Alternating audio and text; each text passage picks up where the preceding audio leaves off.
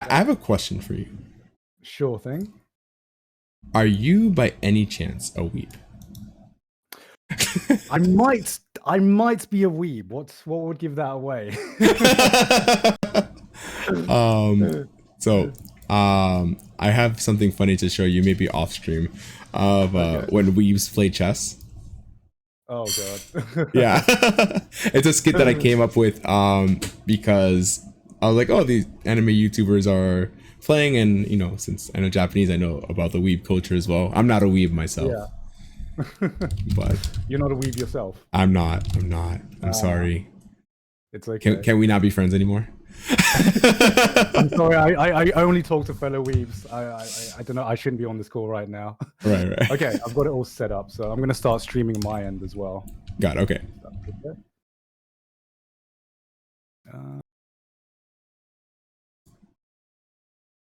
Okay. So are we ready to go, or? Hold on. Oh, they're telling me that they're going to teach me how to be a weeb. Oh, how they're asking, how is your Japanese? My Japanese right now is not very good. I'll be honest. I definitely need more time to practice my Japanese. I haven't been able to practice as much as I want yet. Even though I live in Japan, it's the problem of being in quarantine and not or having a few months in quarantine. So even though I was in Japan, I basically didn't hear anyone speaking Japanese because the only time I would go out is basically to go to the konbini or get some food or stuff like that. So you just know like the irashaimase, kore otsukare shimasu. Exactly. Atamaemasu ka. Yeah, so like the konbini. So guys, that's his link. Go follow him. Go do all the stuff for him. And yeah, I gotta show. Okay, so you and Connor both have some troubles with Japanese. I'm gonna show you how to study Japanese so that you can be relatively good in the next 3 months. Okay. Yeah, that's one of my specialties, and they're calling you Gigguk-sama in my chat. Oh, God. And there's one more thing that they want to say to you, and then we'll start. Is that they love your anime in 5 minutes. Oh, thank you very much. I haven't done one in so long though. But just know it's appreciated. So what we're gonna do is you have to be on chess.com. Okay. And then go to live chess. Live chess. Just go to play, and then if you have it overplayed, then you'll see live chess. Is it play with a friend or? Oh no. If you see play with a friend, then we're pretty much good to go. So I'm going to go ahead and invite you to this analysis board. So you're going to see a pop up on probably the bottom right. Right. But since you're in Japan, maybe it's turned around and it's left. Oh, analysis. Got it. Okay. Brilliant.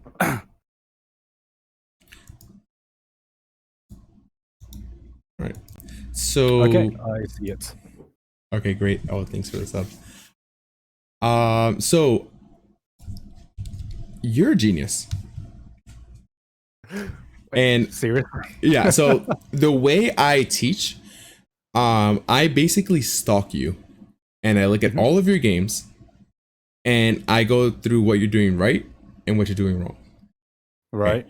And sometimes you have some beautiful ideas, like I'm gonna play this in 5 moves, and you go follow through with it, and it's beautiful. Right. Have you felt that in your games? Like wow, this worked. Not okay. So I've told Connor this because I've only really played with him off stream, but I just don't feel confident at all. I have how I've basically learned is through trial and error, and I go with my gut instinct a lot. So I don't really know. I don't feel like I know what I'm doing a lot of the times. I have a feeling that maybe if I move this piece to here, something can happen. I don't feel like I guess my biggest thing that I wanted to take away from this lesson was I don't know what I should be doing. because I feel like I'm taking advantage of the opponent's mistake most of the time rather than making active moves myself. And let me cut I you don't off a know. little bit. They said that your mic is really low on your stream. So you maybe want to change that OBS setting and put your mic a little bit up. Your mic volume, yeah. Yeah, okay.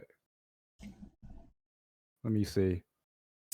Okay, I've increased it a bit, so if it's still too low, I can increase it more. I don't have the settings on my stream done for a very long time, so if it's still too low, I can move it up a bit. And so, but honestly, I see a lot of potential. Because if you've never had formal coaching and you're already playing like that, and I see different combinations that you played, and your gut instinct was right a lot of the time. Right. Okay. But are you a fan of JRPGs by any chance? Like a really big fan? Yes, I am. Yes, I am. Okay. Because this is very indicative of your playing style. You're playing a one-player game. You're playing a one-player game in chess. So like if it works out for you, I totally am. I'm just I don't really care what the opponent's doing as much. I'm just like, yeah, this move looks good. That move looks good. I'm just seeing how to get their king. I don't really care what they're doing, and I'm just making moves. Yeah. So yeah, so it's a two-player game. So what I kind of want to teach you today is to kind of go over your opponent's plan while coming up with a plan of yourself. Like you should say, okay, this is what I want to do. Now, what do they want to do? And how do I kind of prevent them from what they want to do, but also do what I want to do? Right? Respond to your opponent's threats. And once you finish responding to your opponent's threats, then you can keep going with your plan. Okay.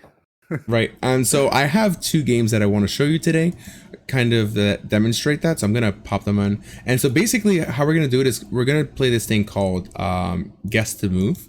And so I kind of want you to come up with the plans. And I'm going to take off the notation here. Sure.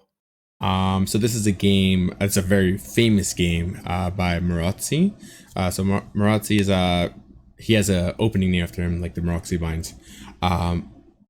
So let's go over this game, and I'm gonna kind of go like past the theory, so where we should start thinking. Okay. So d4, d5, c4, e6, and here they don't want to take. Let's see here. Yeah, they don't want to take here so many times. Like this is a perfectly playable move, just because it gives away the center, right? The center, and I think you understand that the center is the most important part. Yeah, yeah. I already saw that from your games. Like you understand that concept very well.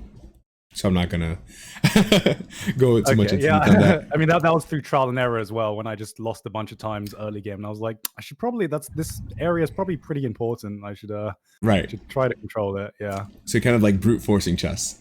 Yeah. Actually, how I started was I just played against the AI, and basically by playing against the AI, I just basically realized what sometimes the perfect move to a certain move is, and so I played I played against the AI, lost a fuck ton. But that's kind of how I figured out my opening. Like the rest of the game I'm still figuring out, but how I figured out the opening was just by playing against the AI, seeing what the AI was doing, which was basically perfect every time. And that's how I learned my strategy for the opening, at least. No, that's really good, because that's how a lot of grandmasters actually test their openings to see if they're good enough and up to par. So you're basically a GM. Okay. Oh god. All right. This is the secret. This is the secret training strats. That's that you figure it out in like one day. You broke the system. Yep. You definitely broke the system. Okay. So let's keep going. So knight c3, and this is just normal development, right? You should always try to develop your pieces. Not too much pawn play. I did see a lot of like, hey, I need to attack. And yes, you should attack higher value pieces with lower value pieces. That is correct. Most of the time you want to do that, but don't go out of your way to do that. You don't always have to force a trade. Sometimes it's better just to keep the tension. And I'm going to introduce you to a rule. You never want to take first. It's not a rule, but it's more like a guideline, because if you take first, then you bring your opponent's pieces into the play. Unless it's good for you, right? Like if you take and you win a piece. Free take. Right. Right.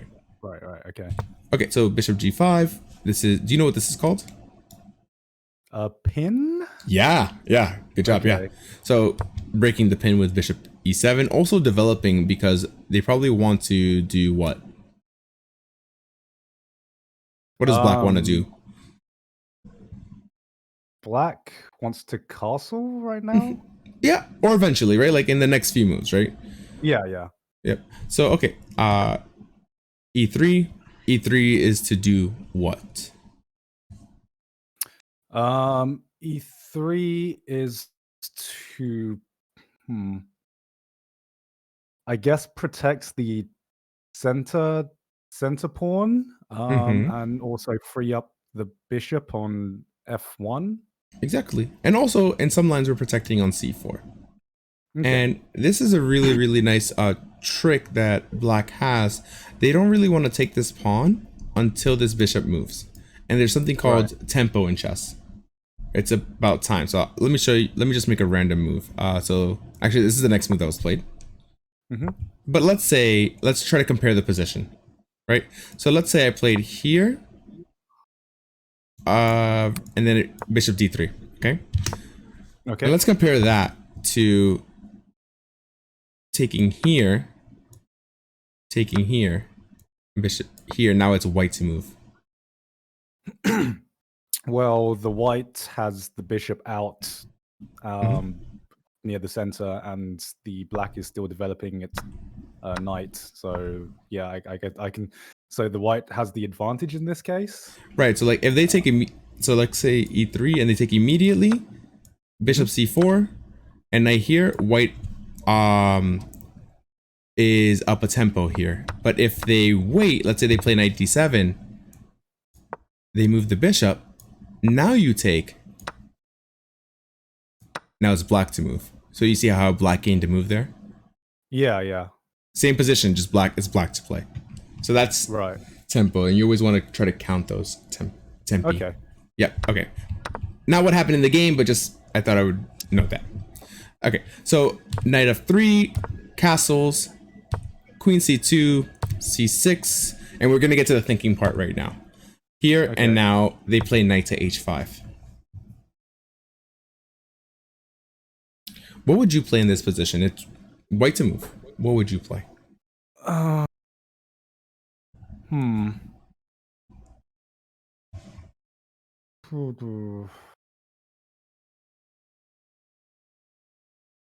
If it was me to move, okay, what would I do?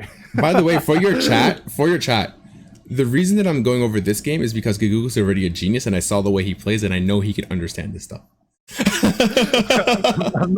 I'm not that much of a genius. I don't feel like a genius at all.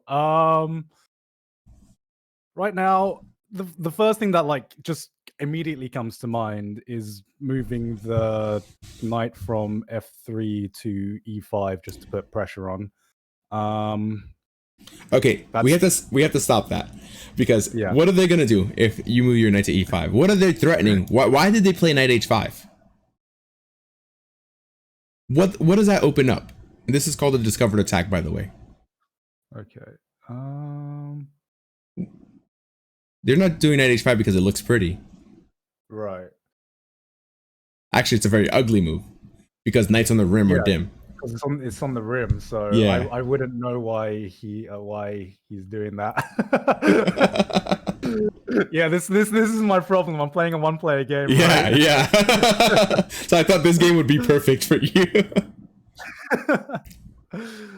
So you ready for it?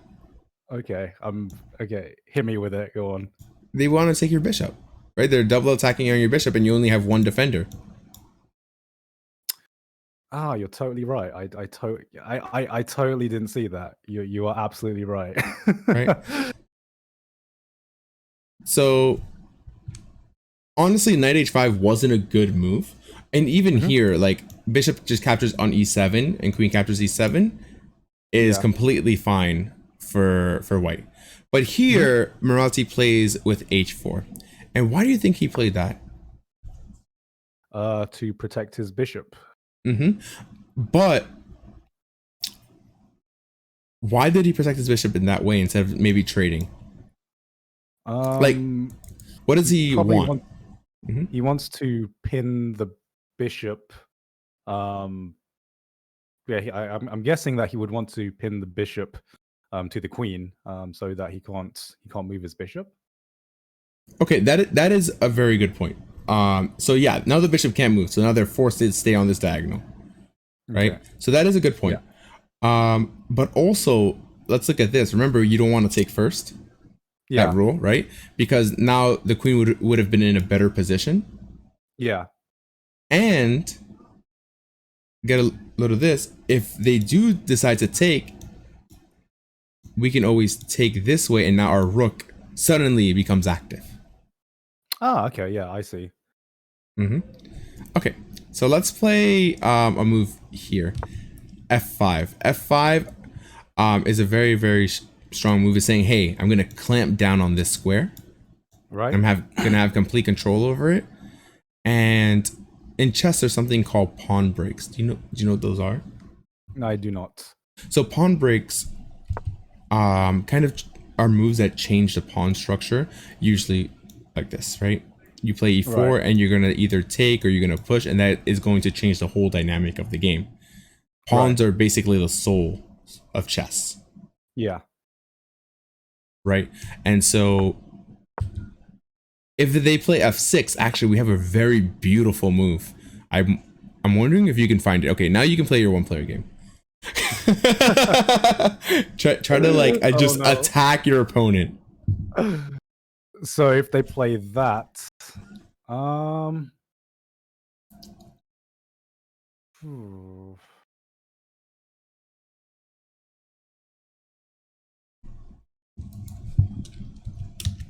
okay, so this is where I get stuck, right? Because I don't know what I guess I don't know what I'm trying to achieve, or the reason why I normally take first and I start attacking is because when there's like a pawn structure like this, I really have trouble trying to figure out what move to make and where I should be attacking. And the reason I kind of go so aggro and so aggressive is because when the structure's messed up, sometimes I have a lot easier time thinking, okay, I can attack this, I can attack that, right? And figuring out a plan. But at this point in time, I'm having I wouldn't know where to start right now. And honestly, thank you for being so honest about that, because there are a lot of people with chess egos. They're like, yeah, just you got to tell me because maybe it's hidden. But thank you. You came straight out and you're very honest. So here, this queen is also attacking here. So this is a very beautiful move. Bishop d3, adding pressure.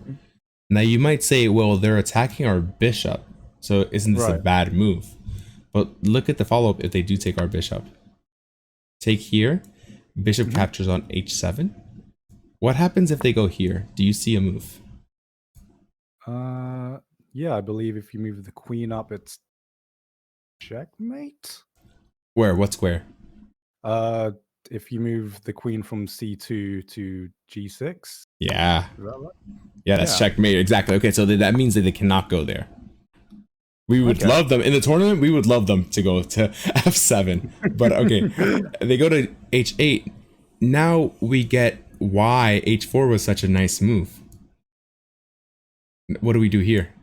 So you can take with the pawn. Exactly. That opens up the Okay, I see now. And now you have a lot of pressure. You gave up a whole piece, but now you have a lot of pressure. Right. And you're probably going to get that piece back. Right? There's kind of no way to save the piece. It's not, it's useless, Yeah. Okay, so that's why they didn't play f6. They were like, oh, I see if f6 is a horrible move. So they played f5. Okay. So bishop e2. Knight d to f6. And they're trying to make that knight on h5 a little bit better. But now the move that you said was good a while ago Yeah. is now good here. And in these kinds of structures, I love the way that you were thinking. See, you already have that. So I already related you to Gohan, right? And, and I'm that guy on Planet Namek who like releases. Right. So 95 and these kind of structures, 95 is always good, and for black 94 is almost always good, right? So you already like figured that out, right? So 95 is a very, very strong move in these kind of structures where they have like, you know, holes here, right? So now the dark squares are weak. Yeah. Okay. And so also his bishop is really bad, right? This is a bad bishop because the pawns are on the same color as this bishop. The center pawns, and at it's least. going to have a hard time getting out. Oh yeah, it's gonna have to do one of these. Right. Yeah. Okay, so they play bishop d7, queen d1, and what do you know? They play bishop e8, right? To try to get their bishop out because they noticed that that bishop was a bad bishop and they need to develop all of their pieces. Okay. And I went over something on my last stream that playing this next move was really bad, but it's really good in certain cases. So here, c5. Now, generally, I don't like this move in the opening. Right. Because they can play b6 and they're going to have a very easy pawn break. But here, we're kind of locking them in. Yeah. You see that? That's the way I would see it, because now I guess now you're putting like more pressure and giving them less space, which is how I would see it and what I would have an issue with as well. Right. And I don't want to change your kind of chess. Mm-hmm. The one player route is a viable option, but you have to like, what's a good way to put this? You kind of have to stop your opponent from the beginning and then play your one player chess. Right. So you want to like basically like constrict them like a cobra. Right. Right. So and instead of going all out right away, I need to be patient and let things develop, and then start strangling. Exactly. That's exactly it. Because then you can just play your one player stuff. It's like, okay, easy game. All right, so let's play queen c7, b4, and now they play a5. And now their only move in the position to try to free up their things is to try to play f4. This is another pawn break. So how can we stop f4?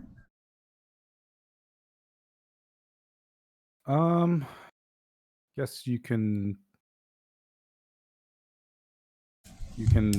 push the pawn from f2 to f4 first. Yes, so that's a great idea. So f2 to f4, but then this bishop gets trapped.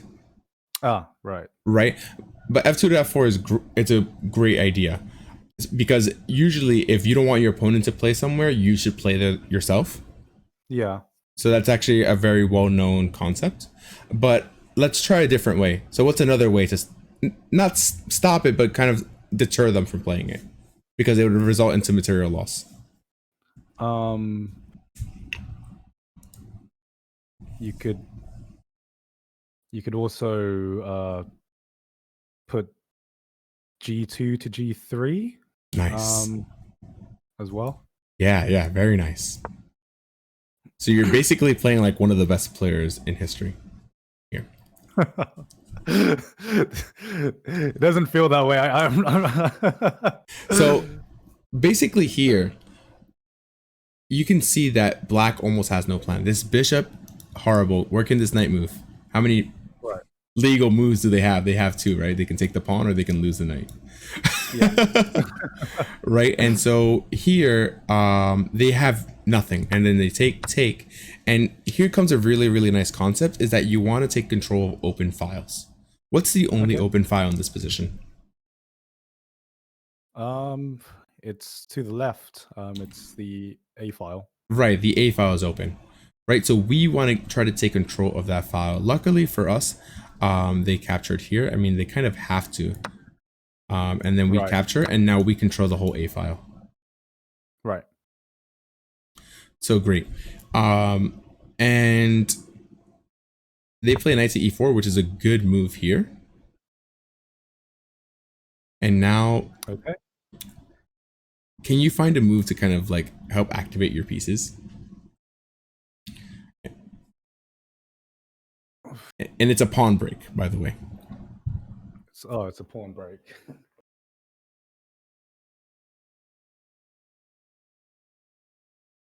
By the way, there are a lot of good moves. So if you just come up with another plan, you can say, hey, actually, I think this is better, and you might be right. But there are a lot of plans in this position. Right.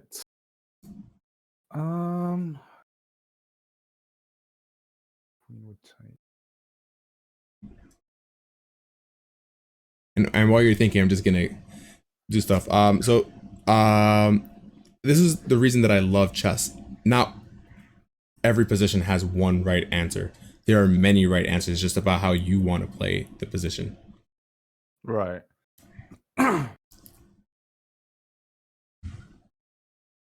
When you're breaking up the pawn structure, you ideally want to use one of your pawns to break up the structure, right? Mm-hmm. Mm-hmm.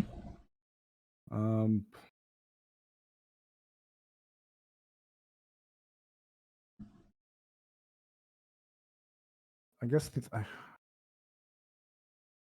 only way I could see the pawns see this pawn structure breaking up is to move G3 to G4, and pressure the pawn and the knight. But Yeah. is that the right move? Yeah. That's the move that he played. Honestly, there were a lot of great moves here, but the point is that he wanted to keep constricting his opponent, and so after G4, knight captures C3, queen captures C3, and knight to F6. Now he starts with playing to bishop F4. Now what are we threatening with bishop F4? Their queen. So if I move my knight, then their queen would be free to take. Exactly. So like basically you move the knight somewhere, we're threatening the queen, and then maybe we can win in exchange. Right. And you know about material value, right? Like rooks over 5. Yeah. Okay. So yeah, good. You see that he played queen c8, and we want to keep locking things up. How do we do that?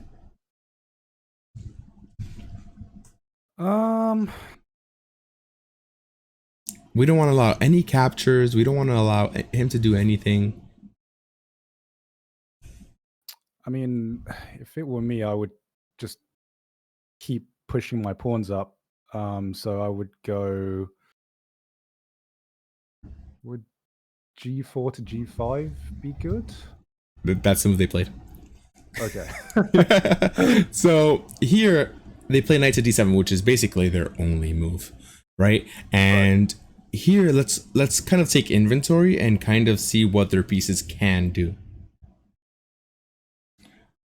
And here, this bishop, how many squares can it potentially go to, or how many safe squares does it have? It can either stay where it is or move back to d8. And by the way, you can highlight by like right clicking, and you can do arrows by right click and drag. Oh, okay, I did not know that. You're fine. And so, okay, good. This bishop, where can it go to? Like that's safe. And by safe, like you can go here and the knight could take, but that would be an even trade. And plus, this bishop is horrible, so right, that would be good for you. So how many safe squares does this bishop have? You can go F7, G6, and yeah, I think that's it. Right, because if you go to H5, the bishop takes. Yes. Right. Okay. This knight, what safe squares does it have? Let's get rid of the obvious one. They can trade, right? Yeah, they can trade. They can go to B8. Yeah, I think that's about it. yeah. And so we can see that a lot. Well, let's do the rook as well. Oh, the rook. nowhere. It has to stay in its place right Yeah, now. exactly. So here we kind of see that all of their pieces are bad. While meanwhile, all of my pieces are good. We have an advanced knight, and this is called a Night Outpost because a pawn cannot kick it out of its place, so it can stay here Right. forever until it's traded. So do we want to give up our good piece for a bad piece? No. No. So where should we put it? What should we do?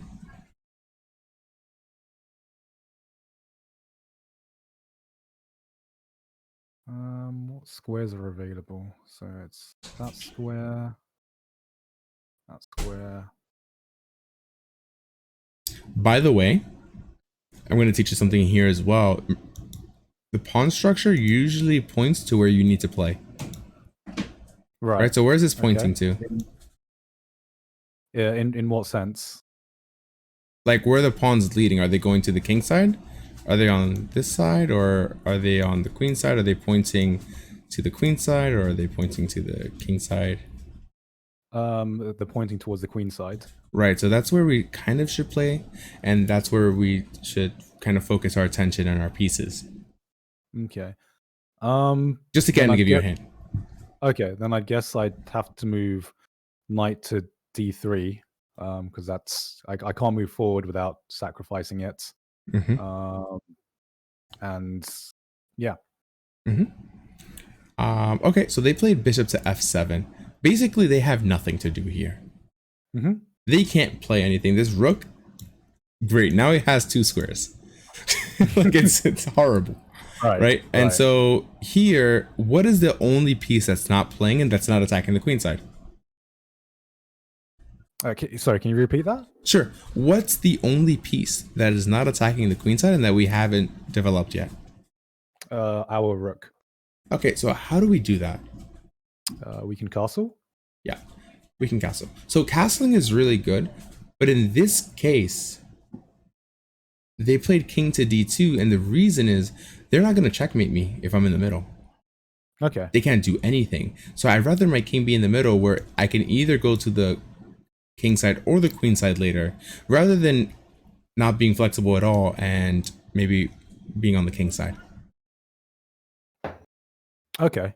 Right? It's more of a, like a future thing. Like, okay, I'm not going to get mated in the middle and I'm safe in the middle, so I should just stay here. Yeah, I'm just one of those guys who, if I see an opportunity to castle, I'm just like, yeah, let's just castle. I don't know. It just looks good as well. But I totally get what you mean. Right. Sometimes it's a good time to castle, but other times it's just you don't have to. But honestly, castling here wasn't a bad choice either. You could castle. It's just about like being flexible with your plans. Yeah, totally. Okay. This is like thinking 5 moves ahead, and I'm just thinking 2 or 3 moves ahead. Right. So bishop d8. So now they're trying to like kind of trade off their pieces. And honestly, remember how I told you that all of these pawns are on light squares? So which one is the bad bishop? The bad bishop is the white one, the one on f7. So we have 2 bishops, the light square bishop and the dark square bishop. So the light square bishop is the bad bishop. In turn, since we have all of the dark squares open, that makes this the good bishop. Right. Fair enough. So when they play bishop d8, and then we play rook a1, obviously because we want to control open files. Yep. Now bishop to c7. Okay. Now we want to start pressuring white here. What would you play? All of our pieces are good, and the only good piece in their camp is this piece. So would I just trade in that case with my bishop? So yes, actually, that is the best move in this position. He didn't play that. Okay. But that is the best move in the position, because if we just trade off, they have nothing. They can't do anything. Yeah. They just have to wait for us to attack them and to kind of admit defeat. Okay, but they played rook a7, rook e8, and then he looked at your stream, and then he finally played bishop c7. So So queen captures, obviously. And Yeah. now we don't want any potential for this queen to start wreaking havoc on us. We want to Yeah. constrict their play. What do we do? Um. Hmm.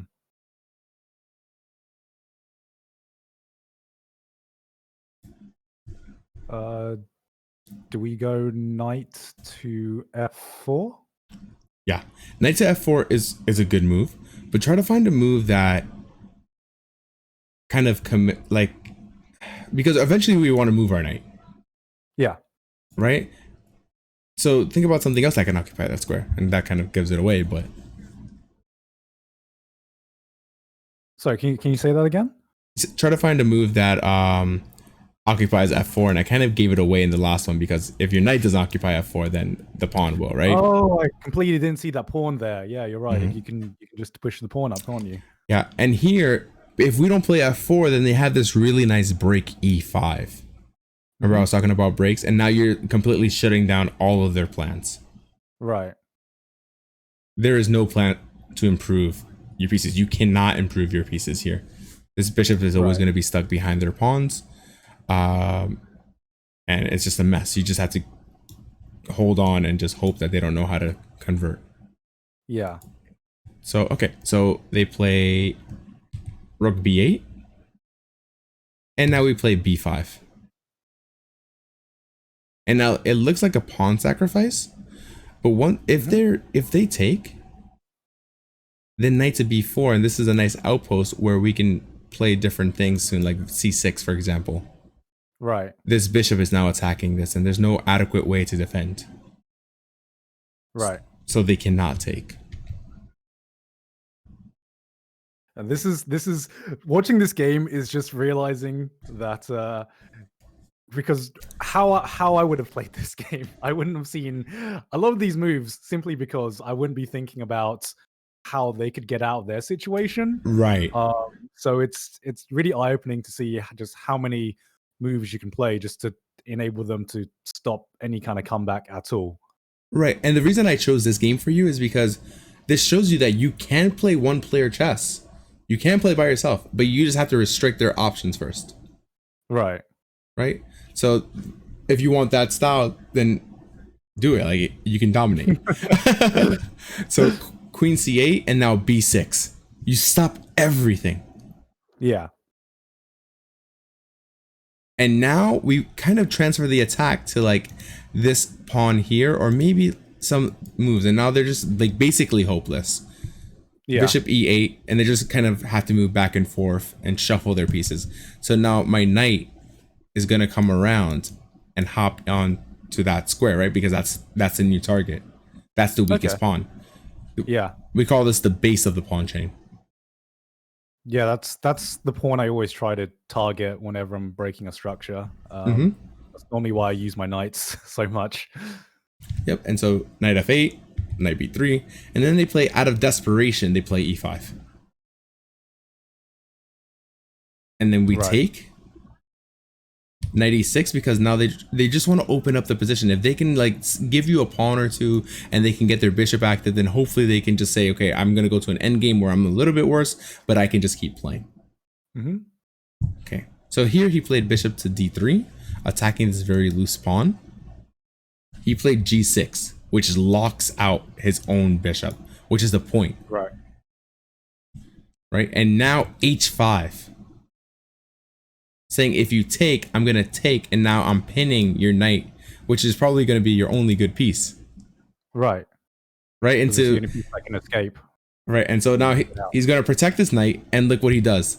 After knight a5 attacking the pawn, knight d8, e6 sacrificing the pawn. Why did he sacrifice the pawn here?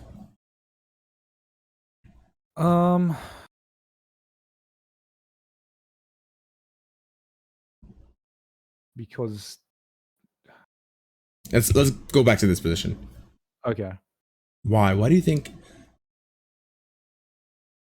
So I'm guessing what. So if I understand correctly, what he's trying to do is attack attack the left side, the leftmost black pawn on b7.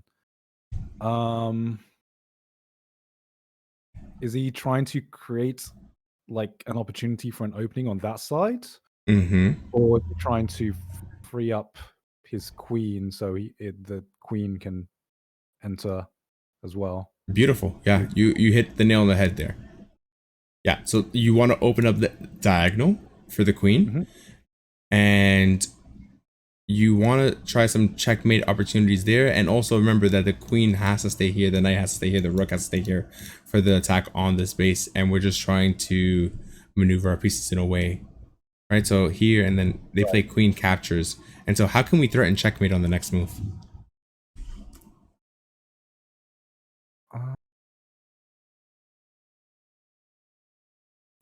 And sorry for the ambulance, I live in New York, so it's very loud. Oh man, my brain is hurting so much right now. Oh no. The next game is going to be a little bit easier to follow, but sorry. Because I'm changing your thinking from 1-player chess to like 1.5 player chess. Yeah, exactly, right.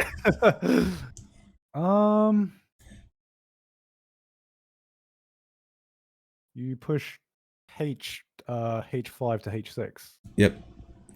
h6, and now we're threatening mate. And now they have to give up more material, right? So d4.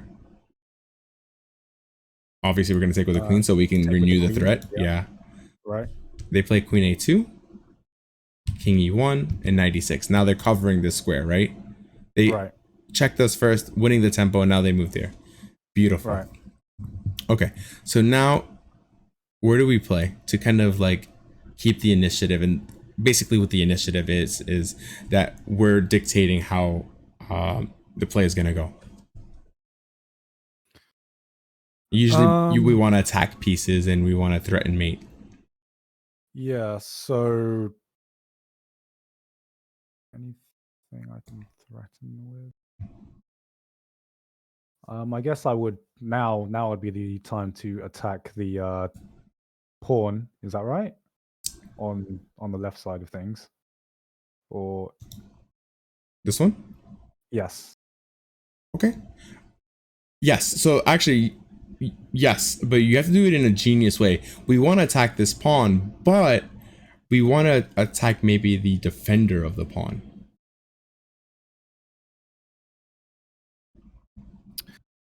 Would it be moving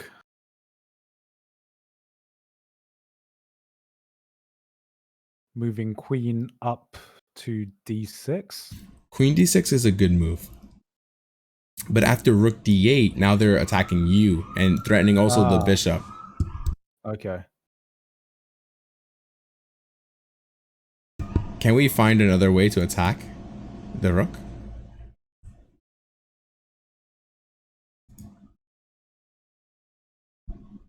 Would it be queen e5? Yeah, queen e5. Okay. And you're still threatening checkmate as well. Right, and if they do play rook d8, now you don't have to spend another move moving your queen. See? Yeah. Okay. All right, and so rook e8, and now knight captures b7. I'll kind of go through this a little bit quickly. And they cannot break through. And finally, we play knight to d6, queen h4, king to g2, knight captures f4, check, queen captures, and they just resigned in view of a very quick checkmate. Because now we're up a piece. We have a passed pawn, which might make a queen, and then we have many checkmate threats. Like if this rook ever moves, we have a checkmate threat. Okay. Right. So I'll just show you I'll show you the mate. So like let's say queen h1, king f2, and let's say they play queen here.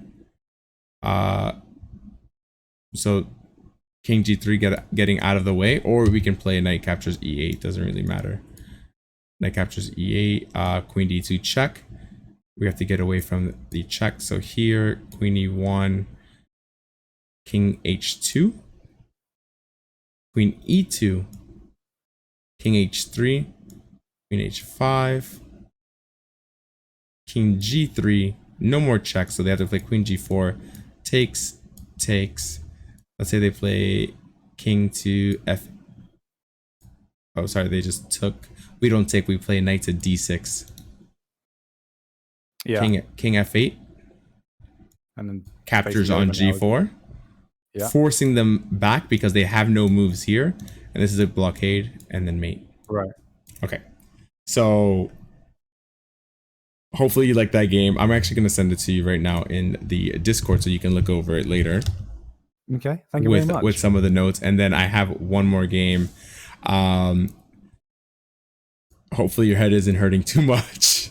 Oh, this is. I'm ready for another game, but okay. This one's a little bit easier and it's a lot saucier. Right. So this is like some five-head thinking that I would have never ever seen in my own games.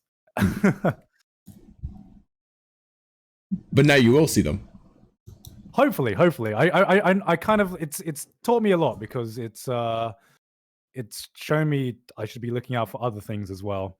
Mm-hmm.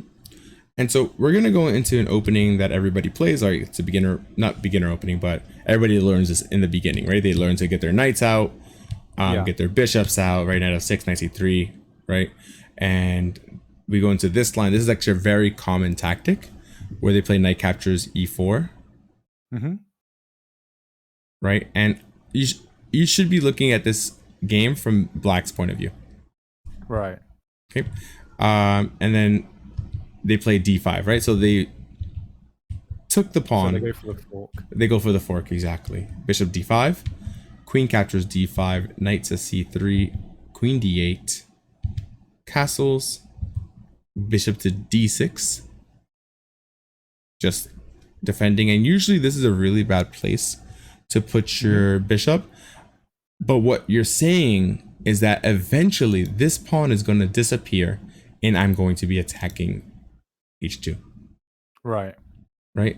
So okay. Temporarily it's great because also it's a prophylactic move. Basically you're preventing something like, let's say they play rook e1. Now, okay, now we don't have to redefend it for this move. Maybe we can just castle. Okay. Right, so they play d3, castles, h3, and here is an example of how we can play in your style and start attacking very quickly. Right. So we see that they have one bishop, and we kind of want to lock that bishop out if possible. So we play f4 to f5, kind of being very aggressive. And usually when you play f4 to f5, you want to push again to block this bishop from ever playing. Yeah. Right. And also it blocks some of the resources of white to like maybe play here and here and try to defend the king side. Yeah. Also something can go to e3, right? So like it's really, really good. So like rook e1, bishop to d7, saying, hey, I'm going to try to bring this rook in later so I can prepare that now. So queen e2, queen e8, really, really nice move saying, hey, I'm defending this for now, but I might have some stuff on the queen side later, on the king side later.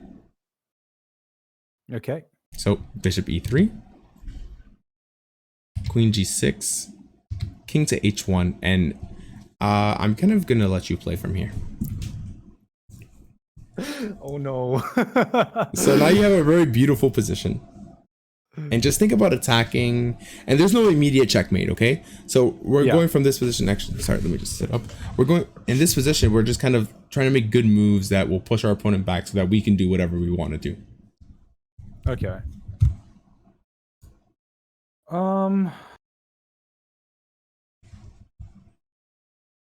Well, I would want to get control of the center. We don't have one of our bishops anymore. Remember the plan that we had earlier? Like, but I'm gonna let you play it, so I won't give you too many hints. Which plan? was it in the previous game or this game? Yeah. Today? That remember I told you a very common plan when you do push one of those pawns is to do something. Uh, would it be d3 to d4 to break up their pawn structure? Oh, for white? Yeah. Oh, sorry, it's black to move. Oh, black to move. Yeah. Oh, okay. I was looking at the completely wrong side there. Yeah. Are you looking at it from black's point of view? No, I'm looking at it's white on my side right now. Okay, so what you want to do is go to the settings. You see where the settings is? Don't click on it, but if you hover over it, you should see focus mode and then flip board, and then you can flip the board to the black's point of view. Would it be set position or No. Oh no. So it's on. So you see where the board is, and it's right onto the top right of the board. Oh, okay. Focus and then mode, hover over that, okay. and then focus mode and flip board. Yeah. Okay.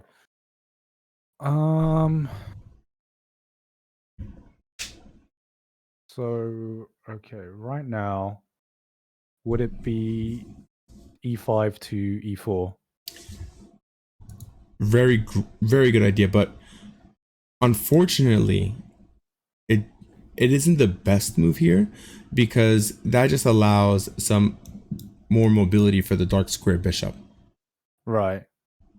How can we limit their play to do what we want to do?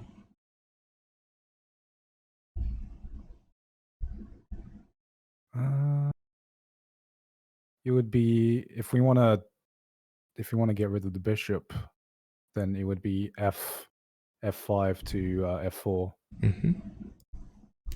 Basically saying, hey, get your bishop out of there. Yeah. And now we want to attack that king side, and we're just gonna go gun-ho, basically in persona style, and just like destroy everything. I don't know if you ever played Persona, but oh, I love Persona. Okay. all out attack, right? Yeah, exactly. So here, there's only really like one defender of the king side. What piece is that? Right. It's the knight, right? Yes. So what piece is not going to be involved in our king side attack, if you will? What piece on the board do you think is not going to be part of our king side attack? And maybe we can trade off that piece for that. You mean in general, or yeah, in general, like what piece is not going to go to the king side, and then we can trade off that piece for their defender. Would it be our knight? Yeah, exactly. So what would we do that night? So it would be c6 to d4. Very good. Because now it also opens up another avenue of attack. Oh, okay. Yeah, I see that. Or maybe we're attacking here, and this knight won't be in the way, right? So we got rid of one of their defenders. So knight captures d4, e captures d4, and then knight e4. So that's actually a really, really good knight.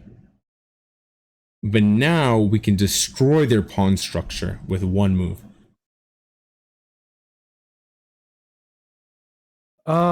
Would it be pawn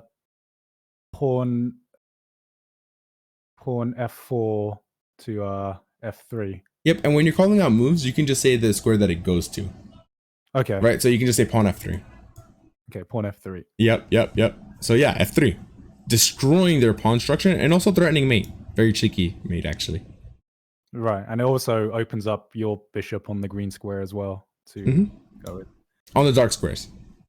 On the dark squares. Because for me, they're actually blue. Oh, okay. But in Japan, green is blue, so whatever. Or blue is green. Yeah. So G captures f3, and now we have a free pawn, or we kind of traded pawns, but now what do we do? Bishop to h3. Yep. They play rook to g1, and how do we continue our attack? They're attacking our queen, but we want to attack their king. Bishop to g2. We would love that, but then just a rook captures. Ah, that's true. And then you let Dio win. Yeah. Am I doing the weeb thing right? Yeah. No, you're definitely getting your anime references right. I'm impressed. I'm impressed. So we want to continue attacking. So I.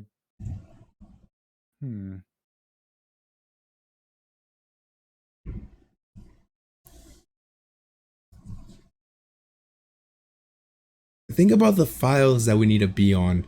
You know, think about the pieces that are not yet in attack, right? And so I just want you to think about that. Maybe we can't attack it just yet. We can't attack the king just yet.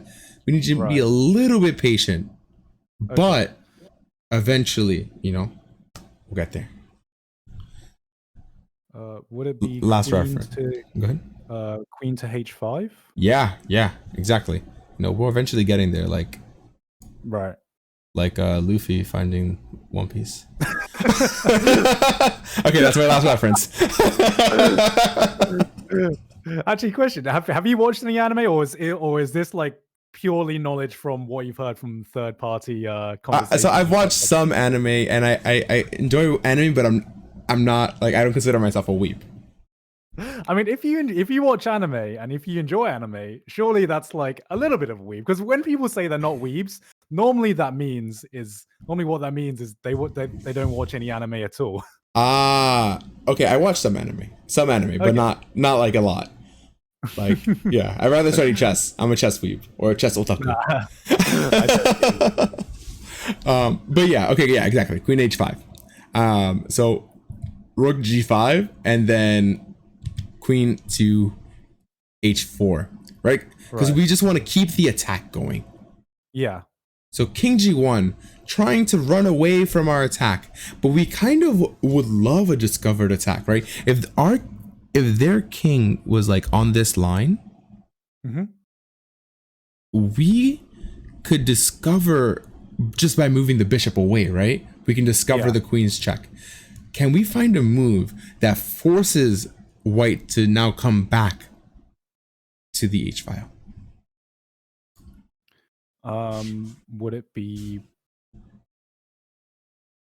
bishop to h2? Yeah, the beautiful move, bishop h2. He didn't even take it. He was like, whoa, see what's gonna go on, right?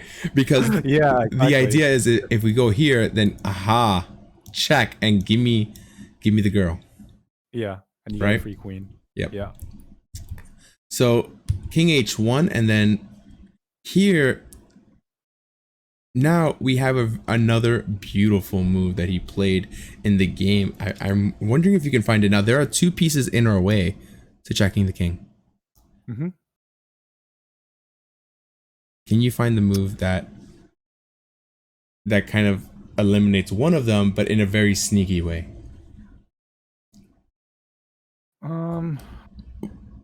Hint, it might be a move that I've shown already.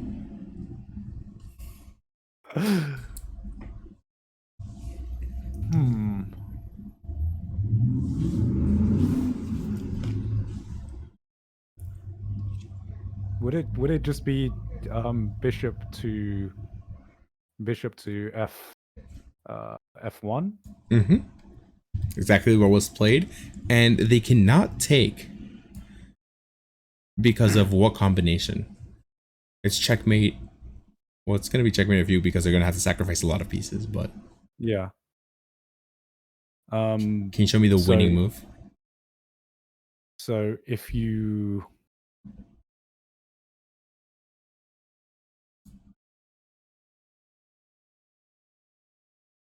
is it checkmate in one? No, not in one. It's gonna be checkmate in a few, but they have to sacrifice all their pieces without any resistance. It's gonna be checkmate in two. Right.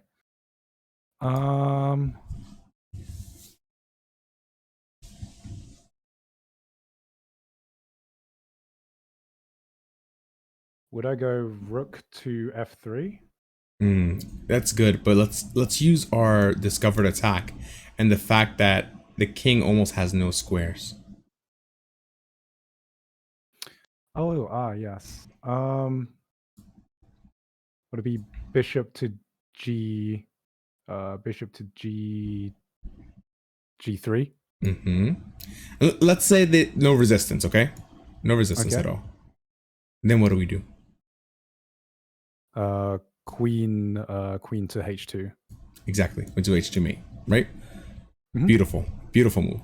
And so if they play to G1, and also the beautiful thing about this is that if they had something, the bishop is blocking this line, right? So bishop G3 is Right. actually really beautiful.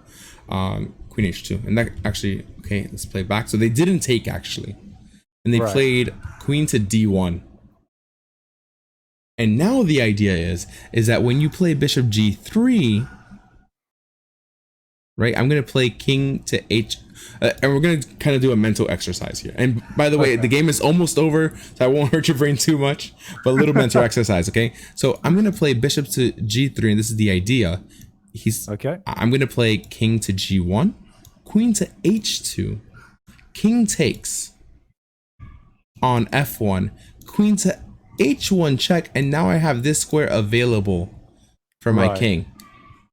Make that square not available.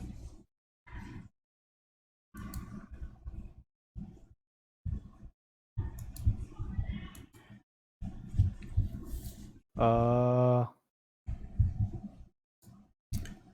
would it be bishop to E2? Yes. And here he resigned. But let's just play it out. Okay. Queen captures on E2. Right. Then what do? Bishop to G. Yeah, bishop to G. G3. Yep. I got you. King over.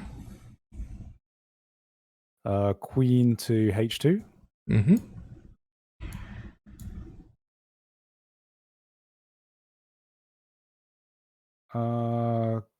Queen to H1. And that's mate. So Oh yeah, that is mate. I yeah, see. because the queen's blocking the king, right? So bishop E2 Yeah. was a little bit of sauce that you needed to go ahead with your plan. So that was a spicy one. That was a spicy one. yeah. But so that was also an example of like stopping your opponent's counterplay and your opponent's attack and all of their resources first, identifying their good pieces, taking those away, and playing your one-player chess. Right. So that was what the lesson was basically about. So I hope that you learned something from it. Oh yeah, I definitely did. Thank you very much for showing me games. No problem. And I hope this was fun. Oh, this was very fun. Because like I said, I didn't really come into chess with any theory or anything like that. I just kind of played enough times against the computer to kind of try to figure out what I should do. But I didn't feel confident, but I feel more confident now in knowing what I should look out for and everything like that. Yep. Do you have any questions from this lesson that maybe I didn't cover? I guess as a general as a general question, especially in the first game,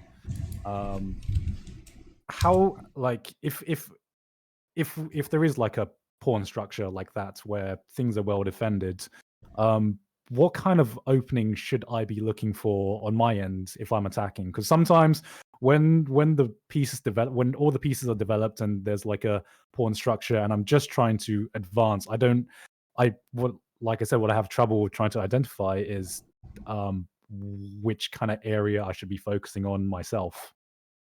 Right. Okay. So a really good way to understand what your plan should be is to look for pawn breaks. Okay, and let's actually go into the game. So just 1 second. So let's just lock up the position real quick. Okay. Here and here, right? So immediately you should kind of notice that the pawn breaks in this position are F4 and D4. Yes. To change the pawn structure.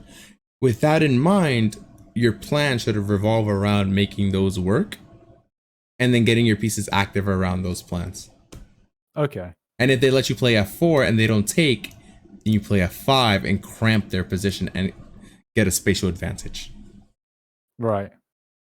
Right? And the less space Okay. they have, the more space you have, and that means your pieces are free, free to go wherever they want. So that's also a very common idea. Okay.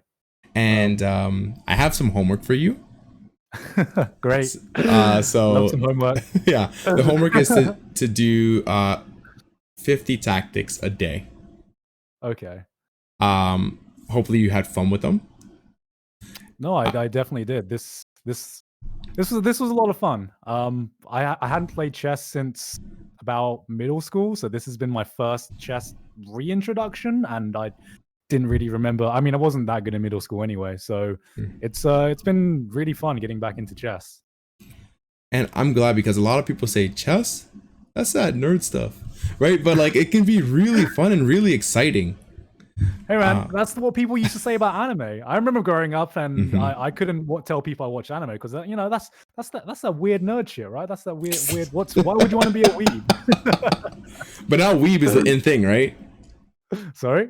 Now it's the in thing. Like, Yeah, it's now what's it's up. the in thing. Now it's a cool thing to be a weeb. Now it's a cool thing to make anime references and everything like that.